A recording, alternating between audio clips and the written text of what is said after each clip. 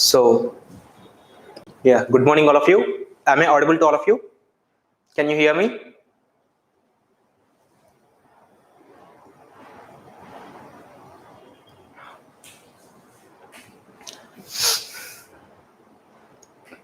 Am I audible to you?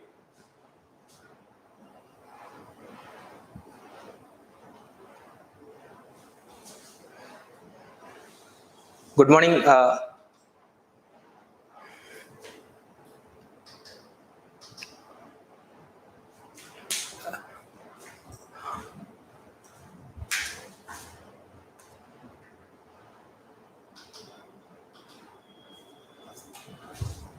Okay, so if I'm audible, we'll continue this session.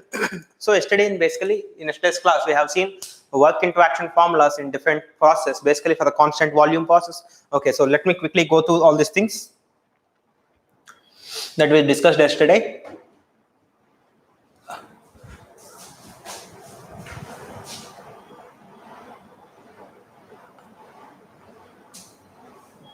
Okay, so if you see in yesterday's class, we have seen work interaction in various processes. So first of all, we have seen for the constant volume process. So in the constant volume process, we have seen there won't be any boundary displacement work.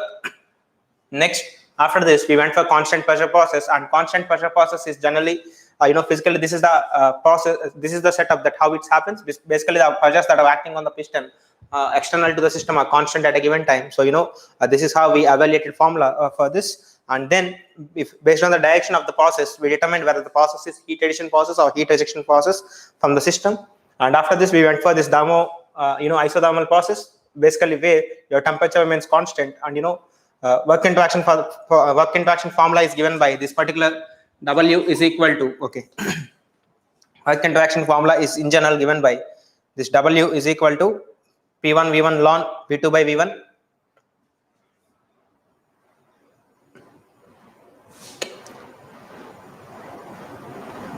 Just a moment, there's some issue. Okay, so W is equal to P1 V1 ln V2 by V1. So after this, we went for something called adiabatic process, and we have derived the expression for work interaction of a reversible adiabatic process, which we got as P1 V1 minus P2 V2 divided by K minus 1. So this is the basic analysis that we followed in yesterday's class. And finally, we went for something called polytropic process, which is general V power n is equal to constant. And in that, we have shown actually how the adiabatic process can practically take place. One thing, if there is insulation, so that it's not having any heat transfer between the system and the surroundings, like in case of turbines and all these things. And the second way is, if the process is non-quasi-static, generally if the process is happening very fast, then this time for the process will be very slow. So there won't be enough time for the system to release or to take some heat from the surroundings. So basically, this is how practically adiabatic process can happen. And this is generally a polytropic process. PV power n is equal to constant. And this is one of the experimental setups which can develop this PV power n is equal to constant depending on the value of n. And using this setup we have shown, for ideal gas, you can increase pressure and volume simultaneously. Correct? So this is what we have seen. And if you see the expression for delta P by delta V that we evaluated in that particular case, it's K by A square, which is positive because stiffness of the spring is positive and area of the piston is also positive. So this ratio is positive, means if volume is increasing, then pressure is also increasing. So for ideal gas, both pressure and volume can increase simultaneously. This is what we have seen in yesterday's class. And if you go back a bit, I also shown you we can add heat to a isothermal. We can add heat to an ideal gas at constant temperature, and also you can take heat from an ideal gas without decreasing its temperature, correct? By providing some work interaction to the system. So if you see this half into V2 minus V1 into P1 plus P2 is the work interaction formula for this. And I hope after this, we have stated for different values of n in polytropic process, what are different processes that comes out, and when n tends to infinity, process is constant volume process, correct? So now if you see, we have taken two curves on a PV diagram, and I told you one is isothermal and one is adiabatic. How to identify which curve is which process? So we have calculated the slope for this. So here n value is more, means slope is more for adiabatic process, since this gamma value or K value which we are calling is greater than 1, as in case of this isothermal process. So if you see, all these are the things that we involved. So this is the case basically when n is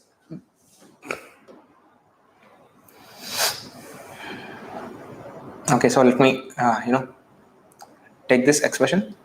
Okay, so if you see, this is basically the case when n is greater than k, because for a polytropic process it can be anything. N can be greater than k or n can be in between 1 and k, so it depends. So see here, this is the case that we discussed so far. So in today's class we have seen in yesterday's class we have seen work interactions in different processes. So basically we derived what is first law of thermodynamics or energy conservation equation for a closed system, and we reduced some expressions for work interactions. So from in today's class we'll see for a cycle, as many of you asked. Okay, so this is lecture number 3 on concept of heat and work.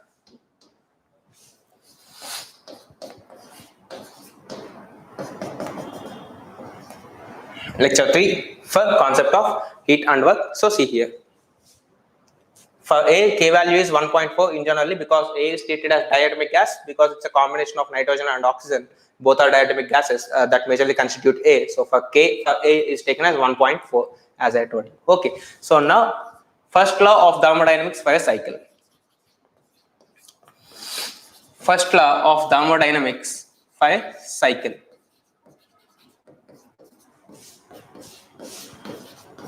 For cycle. So by this time you already know this work is a path function, correct? Because integral PdV, if you see, if this pressure P is having some different curve between two states, means if this is P and if this is V, let us suppose you are expanding the gas from state 1 to state 2 along path A and along path B, then in both these cases the area under these two curves is different.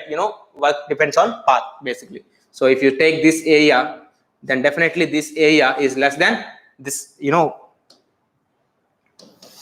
this complete area, which is actually, we are taking this way for this particular process. So the area under the yellow line, I mean the area shaded in the yellow is more than the area shaded in the white. So, generally work depends upon the path in which the process is executed.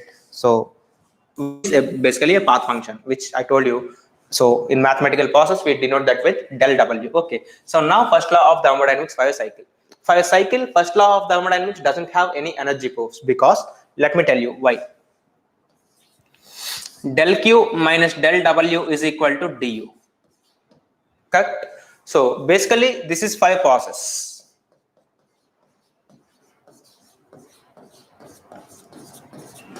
Now what did Joule did is, Joule conducted one experiment, and basically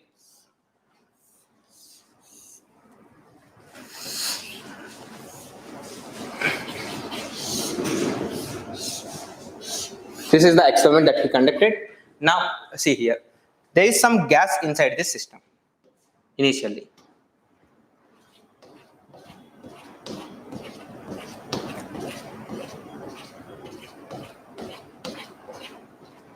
Now, first of all, of course, this is externally reversible, but let us suppose this is internally reversible for assumption analysis. Till the moment he conducted this experiment, calorie is unit of heat and joule is unit of work, and both these two don't have any relation practically till that moment he conducted this experiment. But now this experiment gave a reduction between these two units. What's the relation between calorie and joules? Calorie is defined as the amount of energy that you need to raise the temperature by 1 unit. Okay, so this is what calorie definition. Of course, since this is a constant volume, he has taken 1 calorie definition as the amount of energy required to raise this temperature by 1 unit of the substance. Okay, so definitely when this weight starts falling,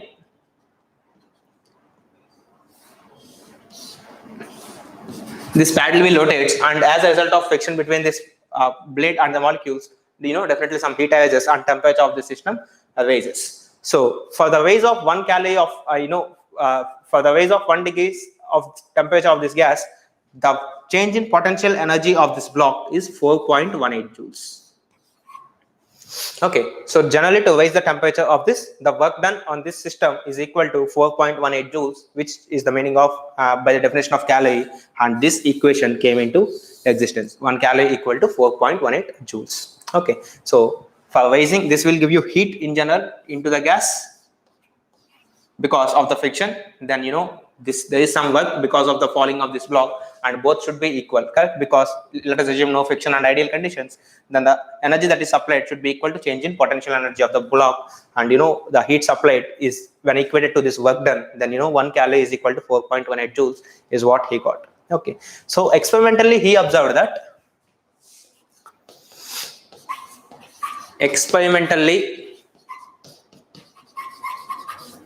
Joule observed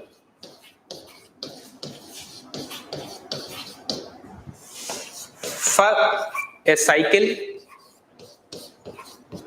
Of course, all cyclic devices should operate in steady state, because let me tell you something.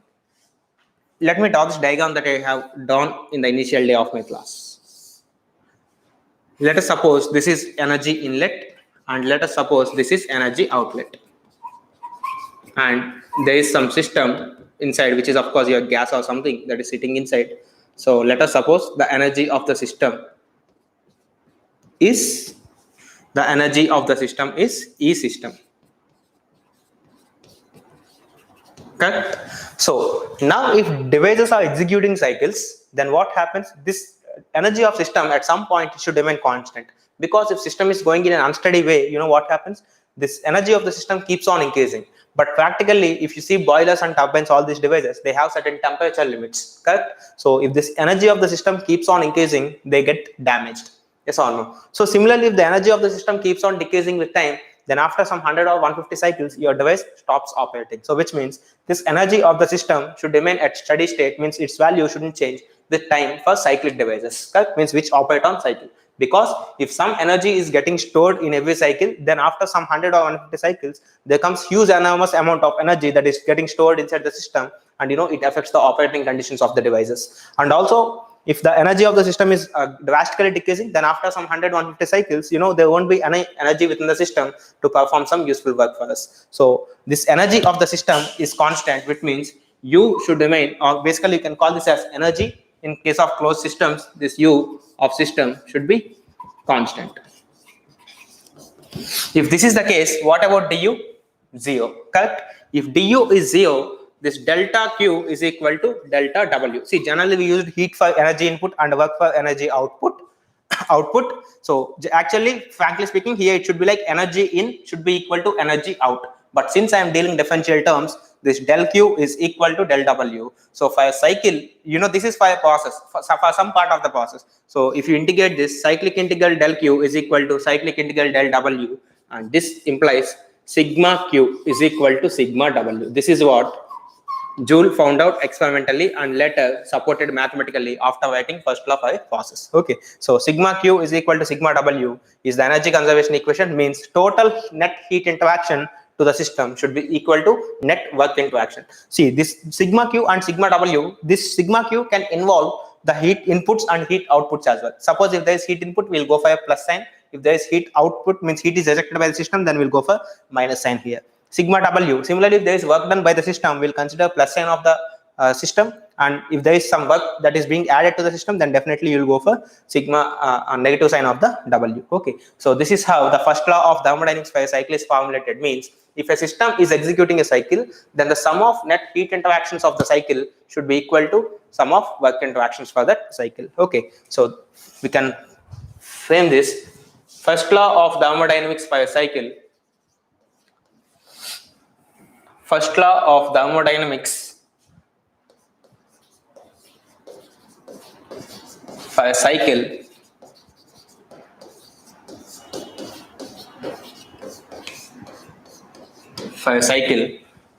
is cyclic integral del Q is equal to cyclic integral del W, where this cyclic integral denotes you have evaluated all the work and heat interactions of every process that is involved within the cycle. Okay, so next, this can also be written as sigma Q is equal to sigma W. So this is how the first law of thermodynamics for a cycle is denoted with heat and work terms. Now, if you see consequences of this first law of thermodynamics,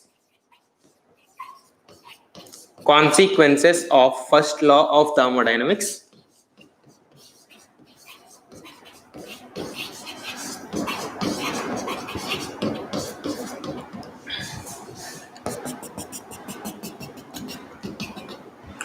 First consequence is heat is a path function. Heat is a path function. See, work is a path function because the integral PdV value depends upon the variation of P throughout the volume. So if the process is carried out in two different processes, then pressure is not same at every state in the two processes. So these two will give you different values. So see here, heat is a path function. How we can say this? Look, let us suppose I have taken a system. Let us suppose this is PV, some properties, doesn't matter. So now let us suppose this is process 1 to 2 along path A, and let us suppose we are retracing this process back from 2 to 1 along path B and also from a different path C. Okay, so basically let us suppose in the first cycle we are taking this process from 1 to 2 along path A and retracing the path along path B, and next in the second case we are again coming from 1 to 2 and we are going from 2 to 1 via path C. So now see here, if you apply first law of thermodynamics, let me name these cycles as ABC. Okay, so for cycle AB, so since this cycle is executing this system is executing a cyclic process, sigma Q in process AB is same as sigma W in cycle AB. Yes or no? Because as per first law of thermodynamics, heat interaction for a cycle is equal to work interaction for the cycle. So whatever the heat interaction you have along the process A and B should be same equal to the work interaction along the process A and B. So for this, let me write one thing here. Let me draw the diagram here again so you can see the things. P, V, 1 to 2 along path A, then 2 to 1 along path B, and 2 to 1, let us suppose you are bringing the system back in another path C. Okay, so for cycle AB,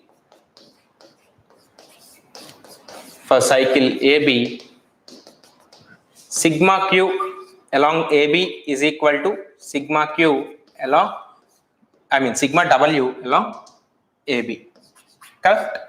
Means for the cycle 1A, 2B1, the total heat interaction should be equal to total work interaction. So this means heat interaction in process 1A2 plus heat interaction in process 2B1 is equal to work interaction in process 1A2 plus work interaction in process 2B1.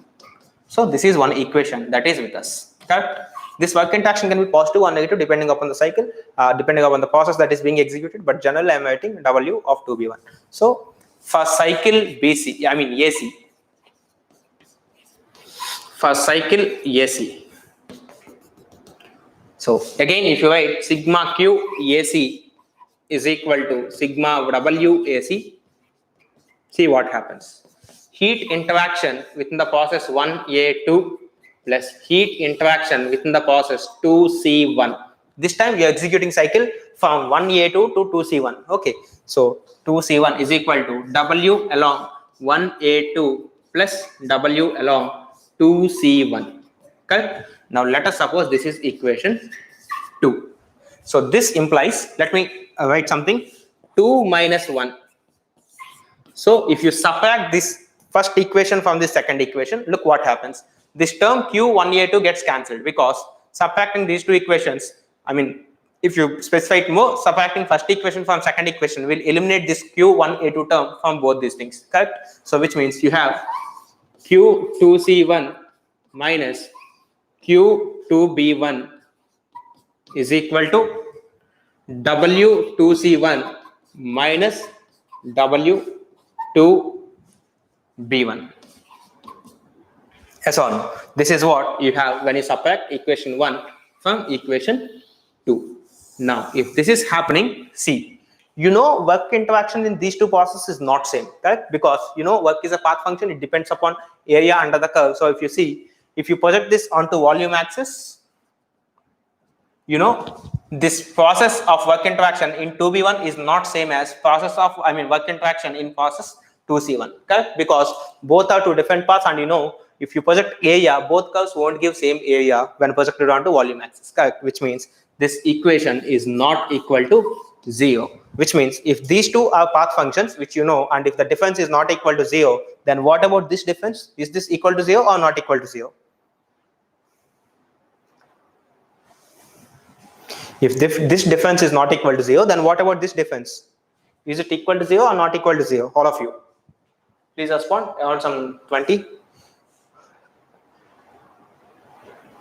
Not equal to 0, correct? So if this is not equal to 0, then definitely this is also not equal to 0, which means heat interaction in process 2B1 minus heat interaction in process 2C1 is also not equal to 0. So which means heat interaction in process 2B1 is not equal to heat interaction in process 2C1. Okay, so if you see, which means even though the initial state and final state of both the processes are same, but you got heat interactions are not equal, which means this heat interaction in the process is not only depending upon this starting initial state and final state, but also it's depending on the path, correct? So if you see clearly, even though the initial state and final state of the same process B and C are same, but heat interactions are not same because the both processes are different in nature. So if you see, this heat is not a point function, but heat is a path function. Okay, so therefore heat is a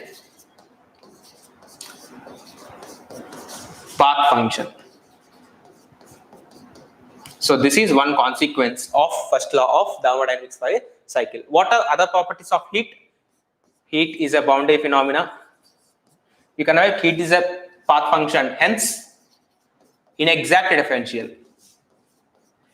Inexact differential, because we can write exact differentials only for point functions in maths. So inexact differential in bracket you denote del Q. So that's why the reason we are using del, because this heat is not a point function. So it is path function. Now heat is a boundary phenomena. This already we have seen, correct? I am writing all salient points about heat. So heat is a boundary phenomena. As we have seen, we can identify heat only if it is crossing the boundary. And one more point I would like to add, heat is energy in transit.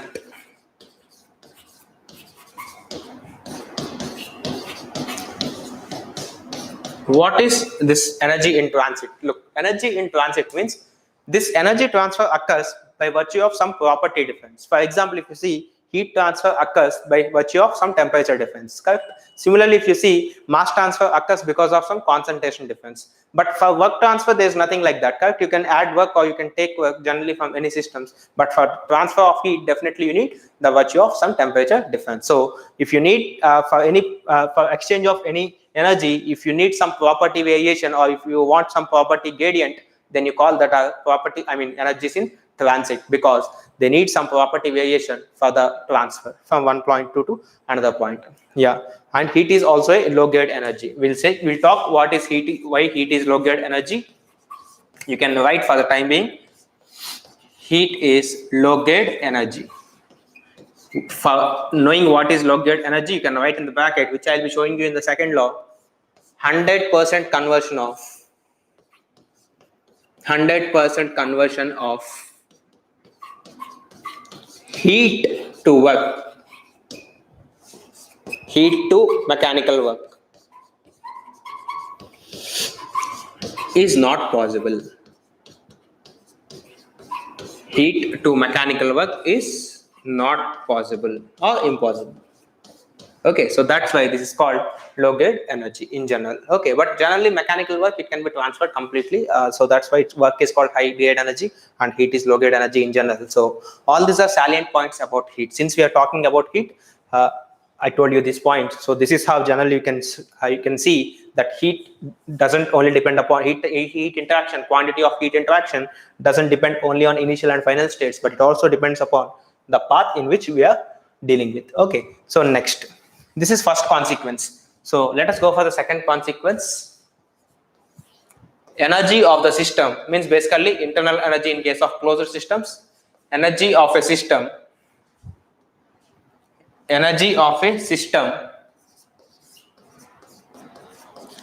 is A point function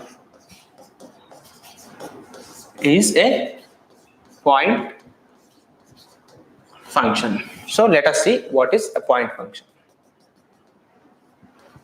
Now, see here. Again, let us consider the same analysis. Let us consider two cycles. 0, P, then V. Let us suppose 1 to 2, the system executed a process via path A. And let us suppose it can be retested back to state 1 via two different paths, which is along path B, or let us suppose which is along path C as well. Okay, so let us suppose this is path C. So the system is initially brought from process 1 to 2 along path A.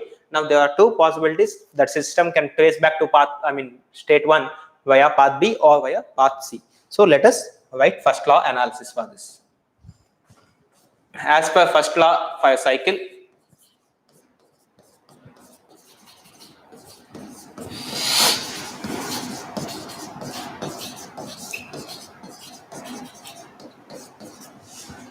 as per first law of thermodynamics for a cycle, what happens? See, sigma W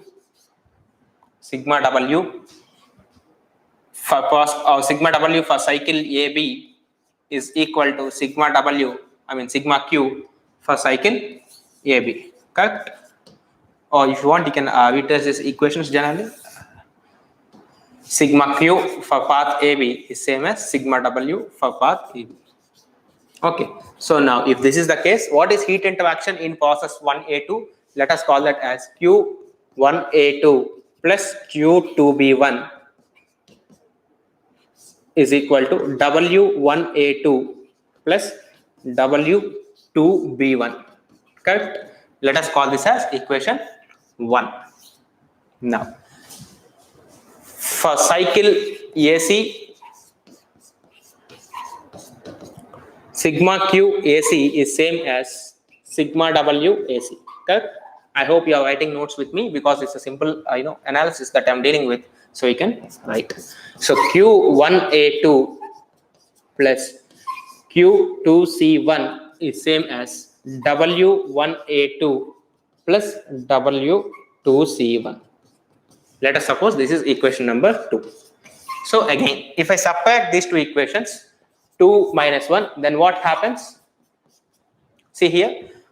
See, this 1A2 is a process, correct? 2B1 is also a process. Similarly, 1A2 and 2C1 are also two different processes that are forming a cycle. So see here, 2 minus 1 will give you, if you subtract this first equation from the second equation, this Q1A2 term on both sides gets cancelled. So you have Q2C1 minus Q2B1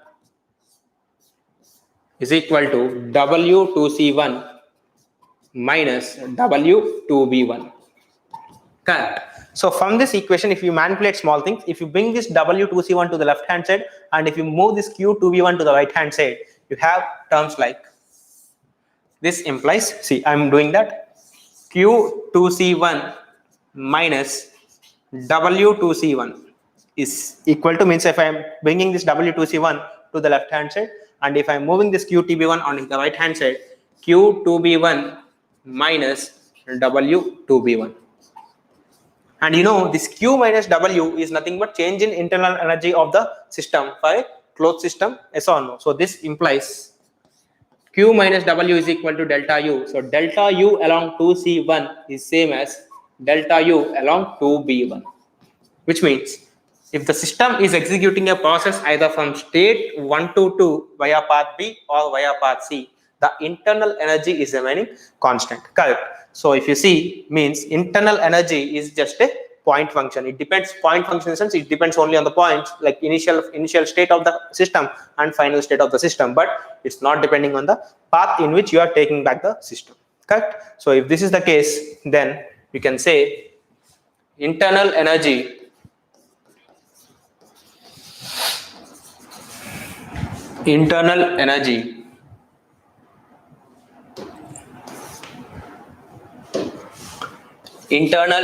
of the system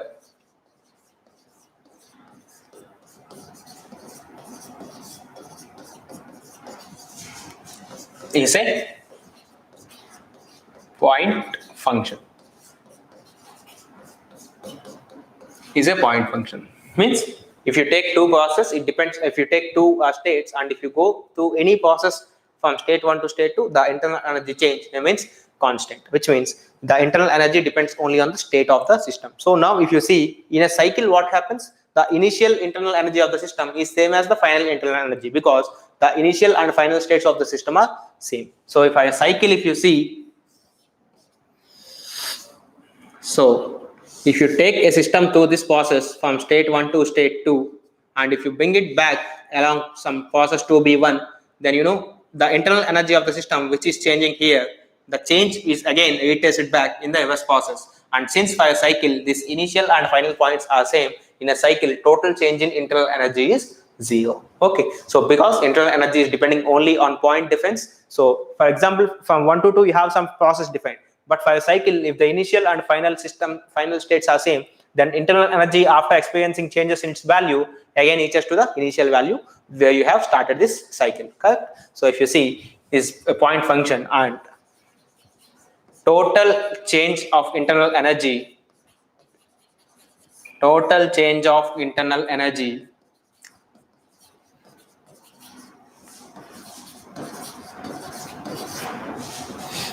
in a cyclic process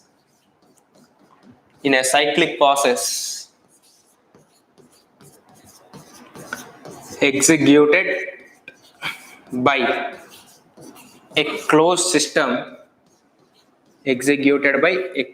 system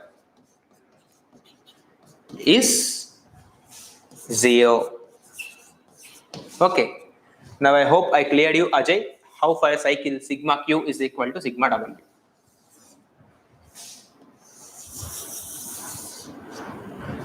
So total change of internal energy in a cyclic process executed by a closed system is 0, because the initial and final states are same. Okay, so therefore you can see internal energy is a point function. Clear to all of you? Is it understandable to all of you? If you say yes, we'll go for the next part. So these are two main important consequences of the first law of thermodynamics for a cycle. First thing, internal energy is a point function and heat is a path function. Okay. Yeah, heat is a form of energy, Dani.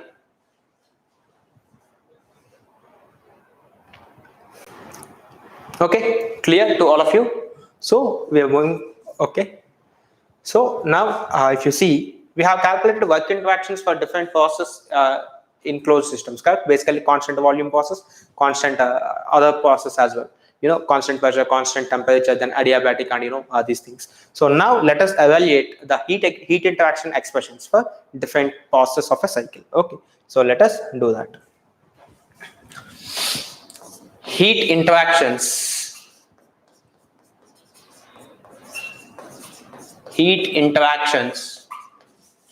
in various processes. So heat interaction in various processes. So now let us see that. So first of all, let us consider constant volume process. Constant volume process.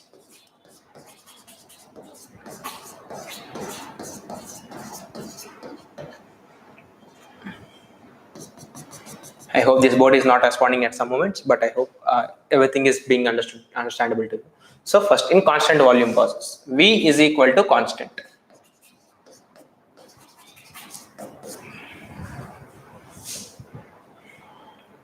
See, I put a equality sign here actually, but you know this is not turning up.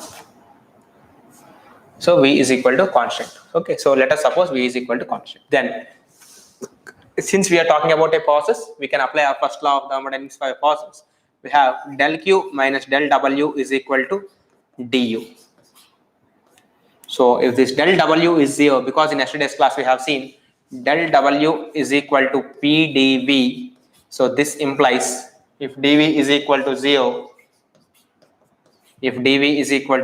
then this implies P dV is equal to, I hope there is some issue with this board, because it's not recognizing fast, it's taking some time. So Actually, I wrote P there, but this P is not coming still. Okay.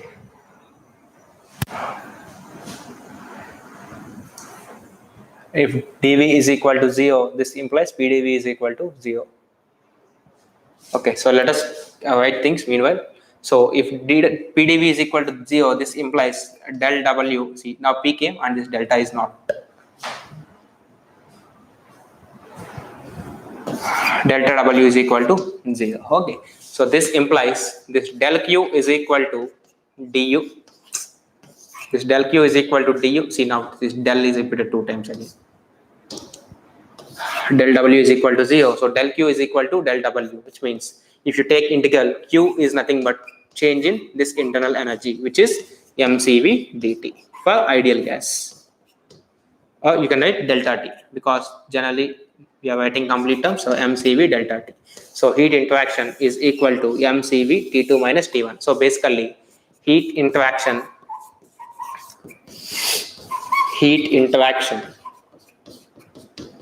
is equal to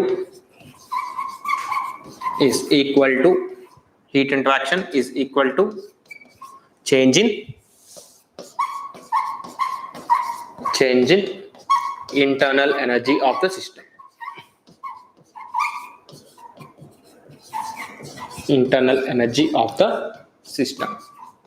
The same thing you can experience even physically by considering a rigid container. So suppose if you have some rigid container, if this is some rigid container,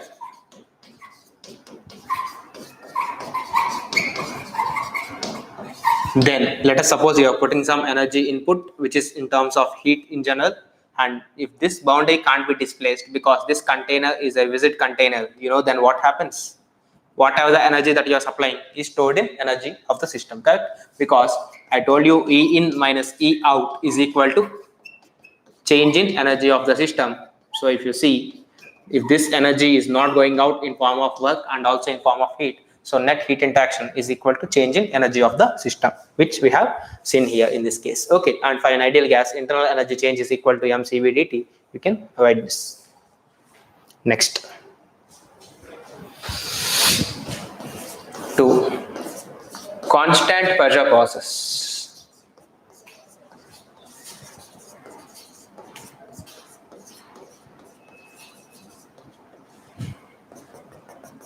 Constant pressure process. Now, in constant pressure process, let us see what happens.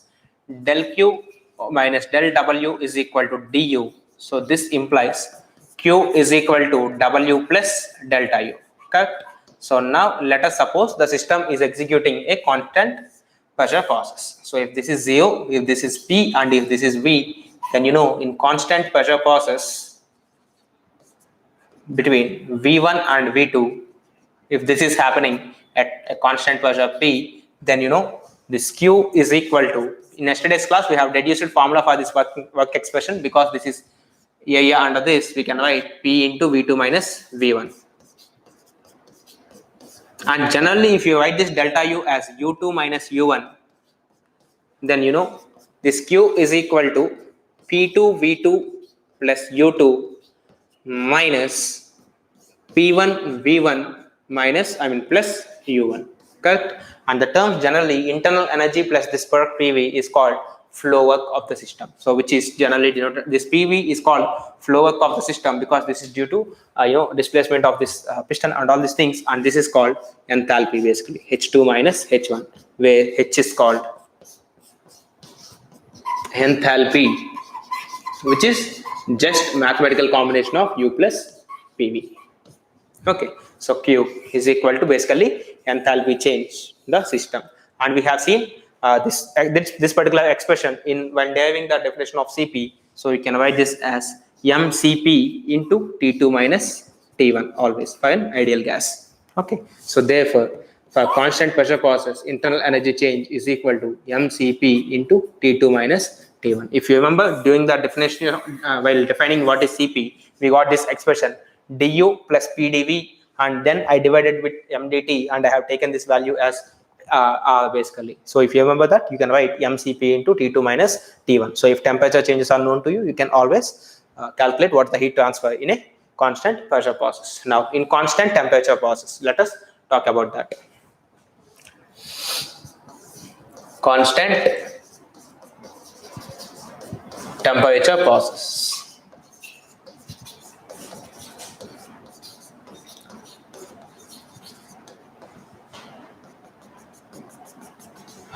In constant temperature process, basically isothermal process.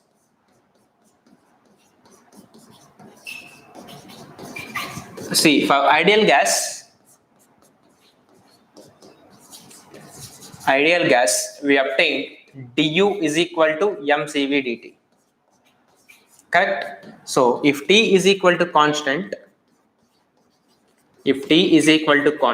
then this implies dt is equal to 0, which means if this term is 0, this means this implies du is equal to 0, which means del q is same as del w. So if you integrate the things, heat interaction of the process is same as work interaction of the process. Okay, and you know formulas for w. Problems we'll solve in tomorrow's class, because I made some big list of some 20 problems, so which we'll solve tomorrow in tomorrow's class, where we'll be dealing with all these concepts. Like it's like basically a revision of all these concepts, and we'll see how to apply the things there. Okay, so if that's the case, so for isothermal case, Q is equal to W, and if the process is taking place between volume V1 to V2, you know formulas for work done. So Q is equal to mRT ln V2 by V1 and all these formulas, which we have written basically in yesterday's class. Okay, so P1, V1 and all these things. Q is equal to mRT ln V2 by V1, because you know work interaction formula for an isothermal process is equal to mRT into ln V2 by V1. So this is the case. So next, adiabatic process. Adiabatic process. So can you tell me? Yes, practically speaking, it won't happen, but theoretically you will experience that 100% heat is getting converted to work. Okay, but practically there are many factors which we deal in second law of thermodynamics and all. It doesn't allow 100% to convert isothermally. So that's why generally when you're performing any process, definitely there will be some temperature change in the process. Okay, for example, in yesterday's class you have seen passing of air, and temperature increases of the system. So all these things happen in practice. Okay, so adiabatic process. Now, can someone tell me what's the formula for adiabatic process?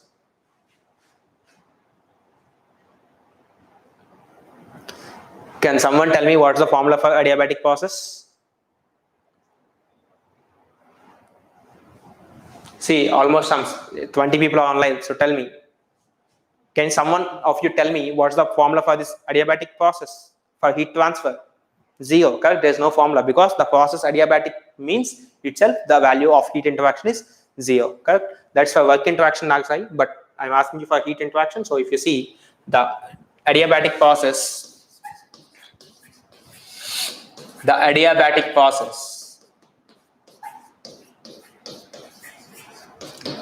is the one in which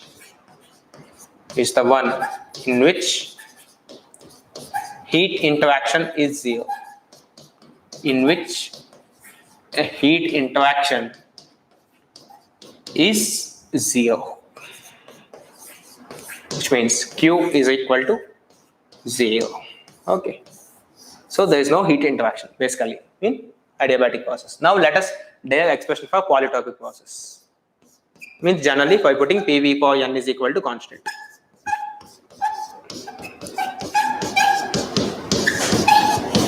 For polytropic process means basically if you have PV power n is equal to constant. So if you have this PV power n is equal to constant, now see what happens for polytropic process. Okay, so del Q minus del W is equal to du, correct? So or we can write Q is equal to W plus delta U. And in yesterday's class, if you remember, we achieved formula for this W for a polytropic process, correct? So this is equal to Q is equal to, what's the formula we achieved yesterday? P1 V1 minus P2 V2 divided by n minus 1, correct? This is the formula that we obtained in yesterday's class. So if you go for a while to previous class that we discussed.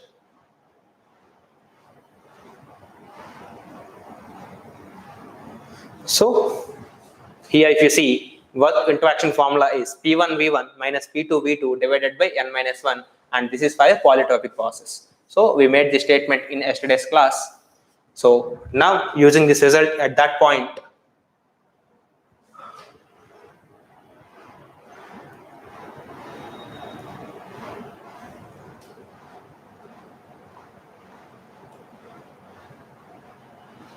so P1V1 minus P2V2 divided by N minus 1 plus MCV T2 minus T1.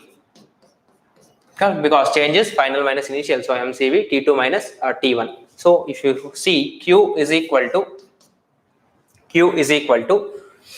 now P1V1 minus P2V2 can be written as M T2 minus T1 divided by 1 minus N.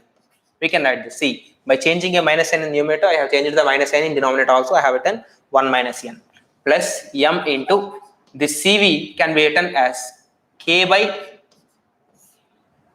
so you know this K by K minus 1, where K is Cp by Cv that we are discussing yesterday, correct? Into T2 minus T1. This is what you have. So if you take this, because you know Cp minus Cp by Cv we have taken as K, and Cp minus Cv we have taken as R, correct? So if you see these things a bit carefully, you can write Cp is equal to Kcv. So this implies Kcv minus Cv is equal to R. So Cv is equal to R by K minus 1. So I hope I have written a bit mistake there. So let us correct that. This is not K, but this is R, correct? So Mr T2 minus R by K minus 1. K as gamma. See, basically K is this ratio, Cp by Cv. Okay, if you are familiar, you can call that with gamma, no issues. So generally, I am familiar with K, so I am using K. If you are familiar with gamma, you can go for gamma as well. Okay. So see here. So if you see this Mr T2 minus T1 is constant. Mr T2 minus T1 is constant. So if you see 1 by 1 minus N plus 1 by K minus 1. So if you calculate this value, Q is equal to Mr T2 minus T1 into, see, if you take LCM, K minus 1 plus 1 minus N divided by 1 minus N into K minus 1. So this minus 1 plus 1 gets cancelled. So this is K minus N. So you can write that as this K minus N and this 1 minus N. So if I want to reverse the signs, you can write N minus K divided by N minus 1 into Mr T2 minus T1 divided by, okay, let me write this N minus 1 inside and K minus 1 outside. So K minus 1 into Mr T2 minus T1 divided by N minus 1. See, because this is actually, see carefully, this is actually the term K minus N, but by taking 1 minus N common in this numerator and this denominator term 1 minus N, I wrote this 1 minus N as N minus 1 and I brought out this N minus K. So if you see, heat interaction formula Q is for a polytropic process is equal to N minus K divided by K minus 1 into, now if you see this formula, this formula is nothing but minus W, correct? So you can write this as minus W, or else if you want to remove that minus, you can write K minus N by K minus 1. Anything is fine. It all depends on just some minus sign that's happening. So if you want to write, let me write this K minus N by K minus 1 into W. So this implies Q is equal to K minus N divided by K minus 1 into W of this process, correct? So this is what we have here basically. Okay. So now if this is adiabatic process, now what is the value of N? For this process to be adiabatic process, this value of N, which I'm writing here, should be K. Yes or no? Because this N is same. If in PV power N is equal to constant, if you put N is equal to K, then the process turns out to be PV power K is equal to constant, which means adiabatic process. So if you put N is equal to K here, Yeah, basically if you put n is equal to k here, this numerator is 0. So Q is equal to 0 into work interaction, which is 0. So for adiabatic process, heat interaction is 0, which you can also show using this method. Okay. So if you put n is equal to 1, which is basically for isothermal process, then this k minus 1 gets cancelled and Q is same as W. And for isothermal process, you got heat interaction is same as work interaction. Correct? So with this formula, with the help of this formula, you can get heat interactions of all the processes that we discussed so far. Is that understandable to all of you?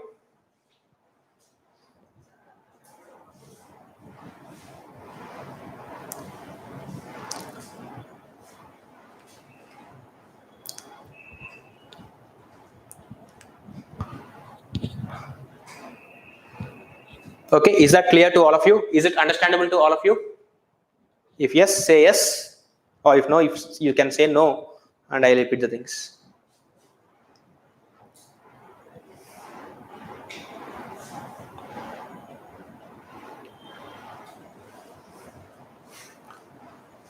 Okay. So by putting different values of n, generally you can take out the things.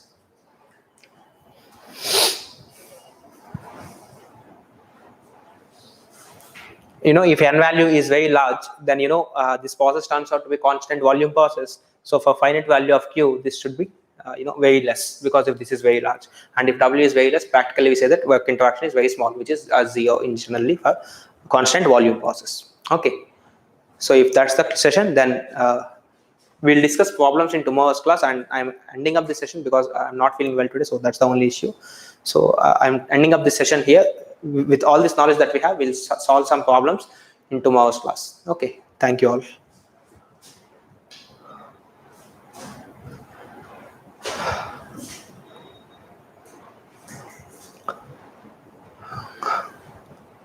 So we'll meet tomorrow at 10 o'clock, and class is from 10 to 11:45. Okay, so we'll end up the session here for today.